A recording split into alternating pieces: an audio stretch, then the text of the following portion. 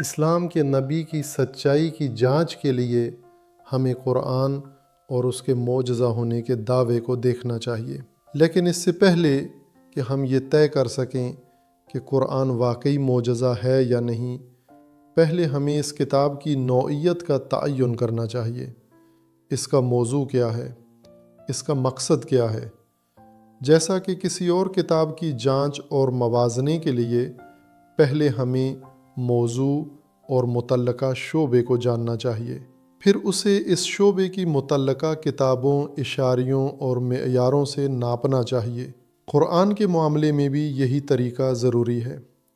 جب ہم حامیوں اور مخالفوں کی وضاحتوں کی پرواہ کیے بغیر براہ راست قرآن سے پوچھتے ہیں کہ یہ اپنے آپ کو کیسے بیان کرتا ہے، تو ہم دیکھتے ہیں کہ اس کتاب نے اس موضوع پر کافی توجہ دی ہے۔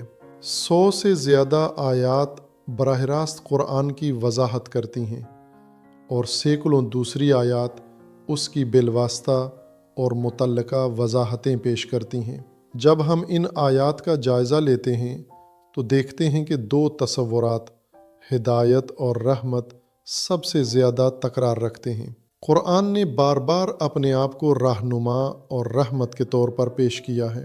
اس پوری کتاب میں ہدایت کا تصور اور اس سے متعلقہ الفاظ کے خاندان شاید کسی اور تصور سے زیادہ بیان ہوئے ہیں۔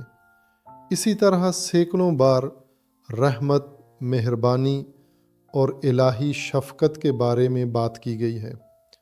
دیکھیں کہ قرآن کے سورے بسم اللہ الرحمن الرحیم شروع اللہ کا نام لے کر جو بڑا مہربان نہایت رحم والا ہے سے شروع ہوتے ہیں، یعنی سوروں کے شروع میں اس خدا کے لیے جس کا قرآن تعارف کراتا ہے صرف ایک ہی صفت کا ذکر ہے اور وہ اس کی رحمت ہے، اور وہ بھی 2 شکلوں میں، رحمان اور رحیم، بغیر اس کے کہ دوسری صفات اس کے ساتھ پیش کی جائیں۔ رحمت وہ واحد صفت ہے جس کے بارے میں قرآن کہتا ہے کہ اللہ نے اسے اپنے اوپر لازم قرار دیا ہے اور تمام وجود پر پھیلا دیا ہے۔ لہٰذا اگر ہم قرآن کی اپنے بارے میں جو وضاحت ہے اسے مختصر ترین جملے میں بیان کرنا چاہیں تو ہمیں کہنا چاہیے کہ قرآن انسان کی رہنمائی کے لیے اللہ کی طرف سے رحمت کا خط ہے۔ اب اس کتاب کی معجزانہ نوعیت کی جانچ کے لیے ہمیں اس دعوے کو دیکھنا چاہیے، یعنی یہ دیکھنا کہ کیا قرآن واقعی ہدایت اور رحمت میں بے نظیر اور سب پر فائق ہے اور اس سے بہتر کچھ نہیں ملتا۔ اگر آپ کو یاد ہو، پچھلی بحثوں میں نبوت کے موضوع پر توجہ دینے کی بنیادی وجہ یہ سوال تھا، کیا اللہ نے تمام مخلوقات کو دیے گئے عمومی پیغام کے علاوہ انسان کے ساتھ خاص طریقے سے بات کی ہے اور اس کے لیے مخصوص پیغام بھیجا ہے؟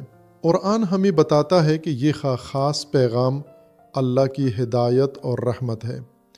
اس کے علاوہ کہ اللہ نے مخلوقات کو عمومی مقاصد تک پہنچایا، اس نے انسان کے لیے ایک خاص مقصد رکھا ہے جس تک وہ مہربانی سے قرآن کے ذریعے انسان کو پہنچانا چاہتا ہے۔ اب ہمیں یہ دیکھنا چاہیے کہ کیا قرآن نے واقعی اس اہم سوال کا جواب دیا ہے کہ انسانیت کی منزل اور انسان کی تکمیل کہاں ہے اور اس منزل تک کیسے پہنچا جا سکتا ہے یا نہیں، اور کیا اس نے بہترین اور منفرد جواب دیا ہے یا صرف دوسرے موجودہ جوابات کی طرح کا جواب؟